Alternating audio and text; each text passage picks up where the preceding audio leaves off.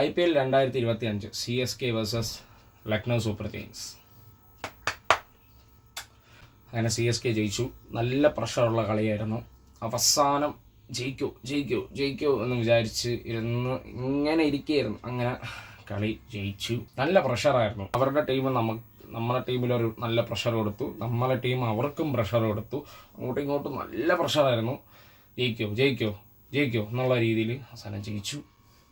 ലക്നൗയുടെ ബാറ്റിങ്ങിലോട്ട് കടക്കുമ്പോൾ ലക്നൗ ഒന്ന് കയറി. അവസാനം പന്ത് ഒരു നല്ലൊരു ഇന്നിങ്സ് കാഴ്ചവെച്ചാണ് ആ ഒരു ലെവൽ കൊണ്ട് എത്തിച്ച്.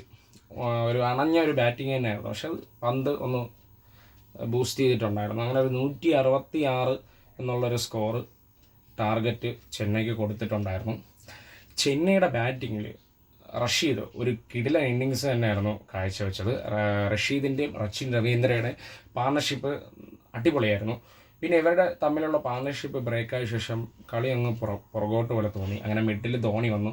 അങ്ങനെ ശിവൻ ദൂബയും ധോണിയും തമ്മിലുള്ള പാർട്ണർഷിപ്പ് ശരിക്കും നല്ല പ്രഷറായിരുന്നു കേട്ടോ. അവർ നല്ല ബാറ്റൊക്കെ ചെയ്തു, ഇല്ലെന്നല്ല, പക്ഷെ നല്ല പ്രഷറുമായിരുന്നു. അവർ പിടിച്ചു നിന്ന്, അതാണ് എടുത്ത് പറയാനായിട്ടുള്ളത്. പിന്നെ ജയിച്ചു. പിന്നെ ഇത് എല്ലാവരും ധോണി ഹേറ്റേഴ്സും അതുപോലെ തന്നെ എല്ലാവരും ടി വിയിൽ തന്നെ ഇങ്ങനെ നോക്കിക്കൊണ്ടിരിക്കുകയായിരിക്കും. കളി തോക്കും എല്ലാത്തിനും അണ്ണാക്കി തന്നെ കൊടുത്തിട്ടുണ്ട്. ഓക്കെ, സുഖമായിട്ട് ഹേറ്റേഴ്സിന് കരഞ്ഞ് കിടന്നുറങ്ങിക്കോളൂ. കളി ജയിച്ചു. ഓക്കെ, അതാണ് എനിക്ക് പറയാനുള്ളത്. ഹീസ് ധോണി.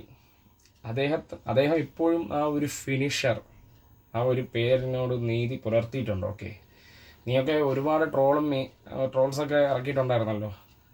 അണഞ്ഞു, കാലം കഴിഞ്ഞു, 44 വയസ്സായി, എന്നിട്ട് ആ ഒരു ആവേശം മാറിയിട്ടില്ല. ഓക്കെ, അതാണ് ഹേറ്റേഴ്സിനോട് പറയാനുള്ളത്.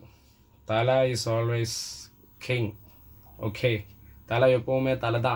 ഓക്കെ, അപ്പോൾ എല്ലാ ഫാൻസിനും നല്ല രീതിക്ക് ഹാപ്പി ആയിട്ടുണ്ട്. സ്റ്റേഡിയം മൊത്തം CSK ഒരു ഓളം ഉണ്ടാക്കി. എന്താ പറയാനാ അപ്പം കളി ജയിച്ചിട്ടുണ്ട്.